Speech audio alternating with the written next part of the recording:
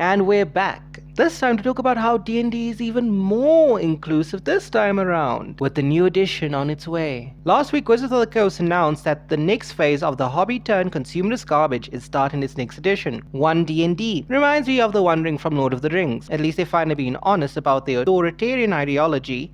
Though it's a corporation, so they're just in it for the money, yet their consumer base is a different story. Enter Jenny D, really don't care about the pronunciation, to showcase the true inclusivity of D&D. I love watching angry old dudes complaining effectually about D&D going, whoa, yep, your game belongs to people with empathy now. You can't stop it. Luckily the internet is forever, because the empathetic Jenny deleted her tweet for some odd reason. Perhaps due to it showcasing that she lacks empathy, and people like her tend to be the vilest and ugliest of people you can come across. Though, what gave her lack of empathy away wasn't the dismissal she gave longtime supporters, nor her proclaiming to be an empathetic person, because if you're a good person, you're certainly gonna tell everybody about it. It was her using an image from an old show, featuring 3 villains holding a crying baby with the dialogue reading, "Yes, cry harder, baby," because that's how empathetic people are. But it doesn't stop there, because even the D&D memes account on Twitter shows that they're more concerned about giving a virtuous performance than being virtuous.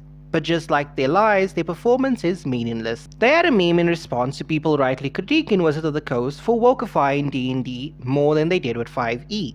The tweet also reads, "I hear they are planning to include sign language in the future," and I came across a quote tweet from old Heisenberg comic dude mentioning that sign language has been a part of D&D since 1994, while weaponized nerd rage added in response that Thieves' Cant had a form of sign language incorporated into it for obvious reasons. Now the issue is highlighted to us quite clearly that the people that complain about how Dungeons & Dragons is est and phobic haven't really engaged with the material. They aren't actually supporters of Dungeons & Dragons, they're popularity parasites. You can do that in the comments.